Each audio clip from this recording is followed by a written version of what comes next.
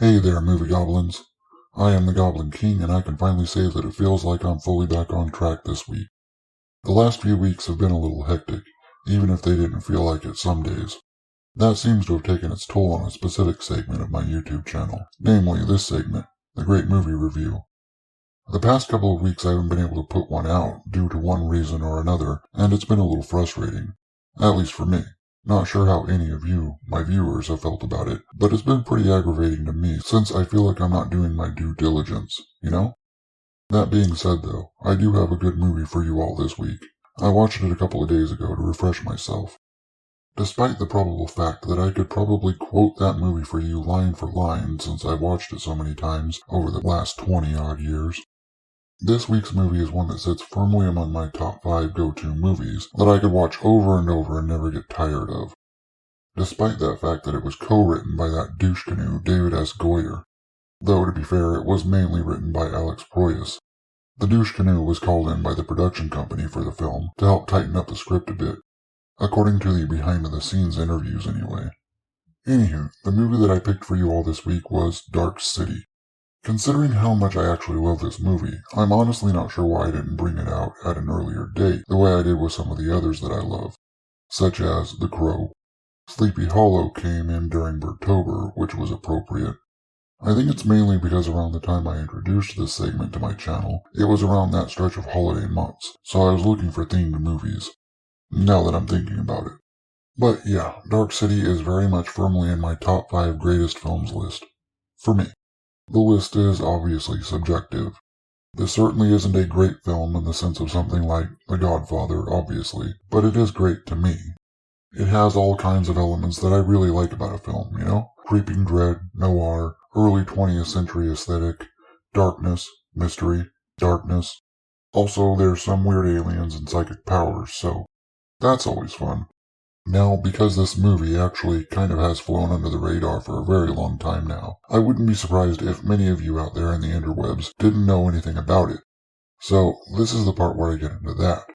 Dark City revolves around a character named John Murdoch, played awesomely by mostly underrated actor Rufus Sewell. John Murdoch wakes up alone in a hotel bathroom with no memory of who he is, where he is, or how he got there.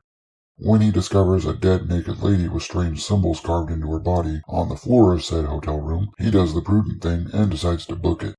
Granted, he probably should have called the cops, but he was amnesic and disoriented, so I think it can be forgiven. Over the course of the film, John makes his way through a maze of a city resembling a 1950s metropolis, lit only by streetlights where the sun never seems to rise, in an effort to discover who he is. All the while dodging police who think he's a serial killer, strange corpse-pale men dressed all in black who seem hell-bent on ending his life, and while inexplicable things happen all throughout the night-dark city around him. Probably not the best breakdown I've ever done. In my defense though, it's actually really difficult to write one out without getting into spoiler territory for this one. Gotta try to make the breakdown compelling without giving anything away. It's a strange sort of line to dance. I mean, I suppose I could just rip off the back of the Blu-ray case, but what fun is that? So, there are really 4 central characters to this whole movie. If you add in the strangers, who are creepy as fuck, then there are several more. I mean, Mr. Hand is pretty interesting, but he's really the most central of that group of people in this movie, so I might be including him, but I might not. I might save him for you all to discover through actually watching the movie.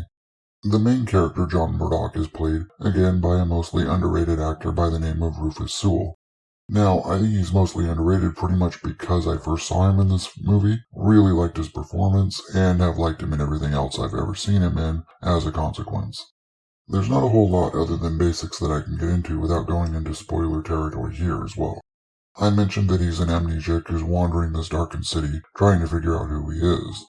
Due to not knowing anything about anything, he's obviously very lost and in desperate straits. You also, through the course of the film, get a hint as to his real character. He's obviously a decent guy, just desperate and confused. Hell, you can actually get a sense of that within the first 5 minutes of the film, when he accidentally knocks a goldfish bowl to the floor, shattering it, and saves the drowning fish.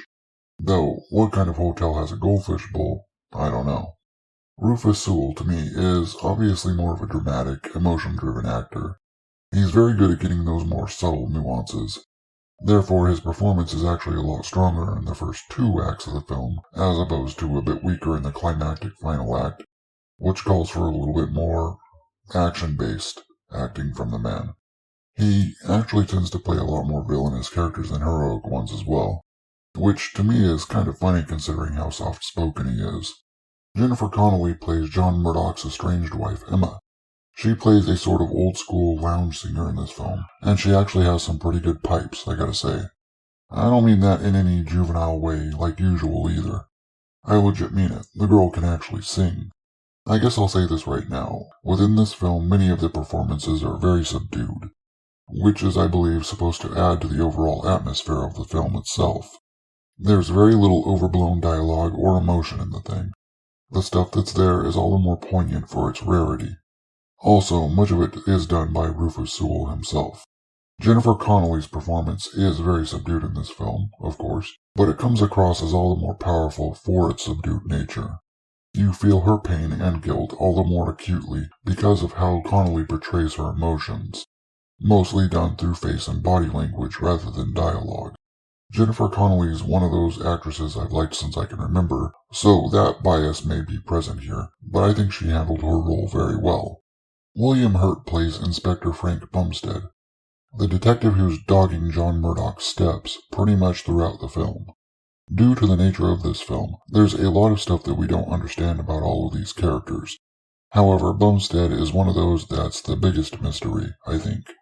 He's obviously a good man trying to do a hard job, and trying not to let the nature of what he deals with turn him into some sort of hard-bitten cynic. In a typical noir, that's exactly what he'd be, and the movie would be focused on him. But this isn't your typical noir. We don't get many moments of Bumstead outside of his detective role, but those we do get are played very well. The other standout character for me, besides Rufus Sewell's, was Kiefer Sutherland, who plays Dr. Schreiber. Kiefer is one of those actors who seems like he can do damn near anything. Though, now that I'm thinking about it, I don't think I've ever seen him in a comedic role. Odd. I was first introduced to Kiefer through The Lost Boys, of course, and then Young Guns is the next film I remember seeing him in, and I've loved him ever since. Kiefer Sutherland playing the very bookish, very physically weak Dr. Schreiber was just brilliant casting on the director's part, in my opinion. There are a lot of small, nuanced things that the younger Sutherland put into his performance that make the character stand out as more than just some mad scientist or demented doctor the way it could be taken in a film like this. He delivers a performance that makes you actually feel quite a bit of empathy for the character, even in situations where you might not otherwise. Mr. Hand is one of the strangers and was played by a dude named Richard O'Brien, and I think I'm going to stick with what I said earlier and let you all get to know Mr. Hand through the movie itself. He's a very interesting character. What I love about this movie are the things that I actually mentioned earlier in the review. I love the atmosphere, I love the aesthetic, I love the noir elements of the film, I love the mystery. Now the last 2 elements that I mentioned, I could honestly take or leave that stuff, and to me, that's when the narrative for the film actually kind of weakens. When it gets into the more sci-fi elements later on, especially that 3rd act. That's also, in theory, where a lot of the critics for the time fell off and gave it bad reviews. I mean, who gives a fuck what professional critics think, but I definitely think that the first 2 acts were particularly strong, and that makes me think that's the reason the critics didn't like it, was the 3rd act. The resolution kind of suffers from a bit of schlockiness. It doesn't necessarily go over the cliff, and I think it's a perfectly fine film, but it definitely goes right up to the edge of that cliff there at the end for sure. Also, just as an aside, I'm not going to say that the fact it was written and directed by the guy who did The Crow is a big reason why I like this movie, but it probably helped an awful lot. All in all, in my humble opinion, this is a damned fine movie, and definitely worth a watch for anyone who's into a more noir-inspired film. However, I think that's all I got for this one, folks. Go ahead and give me your opinions on this film. I'd honestly love to hear your thoughts on the thing, especially if it's your first time watching it. You can do that in that handy section down below. While you're down there, watch out for strangers. If you like my opinions and you want to join the Viridian Horde, you can do so by crushing those like and subscribe buttons, like a goblin. I'll see you all tomorrow for more pop culture shenanigans and an anime review. If you made it to the end of this thing, I thank you. I'll see you then. Late.